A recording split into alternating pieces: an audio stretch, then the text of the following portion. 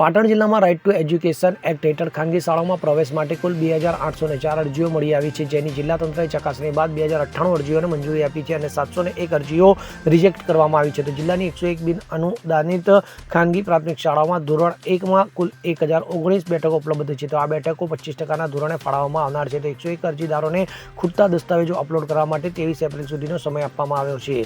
સરકારે ચાલુ વર્ષથી આરટીઈ હેઠળ પ્રવેશ માટે વાલીઓની વાર્ષિક આવક મર્યાદા વધારીને 6 લાખ રૂપિયા કરી છે. તો આ વધારા બાદ અરજીઓની સંખ્યામાં નોંધપાત્ર વૃદ્ધિ થઈ છે. તો અરજી કરવાની મુદત 15 એપ્રિલ 2025 સુધી લંબાવવામાં આવી હતી. તો આ યોજના હેઠળ સમાજના તમામ વર્ગના ગરીબ અને જરૂરિયાતમંદ પરિવારના બાળકો ધોરણ 1માં ખાનગી શાળાઓમાં વિનામૂલ્યે અભ્યાસ કરી શકે છે. ત્યારે નવું શૈક્ષણિક સત્ર જૂન 2025થી શરૂ કરાશે. Bureau report CN24 news. હવે જુઓ દેશ દુનિયાની તમામ ખબરો તમારી આંગળીના ટેરવે.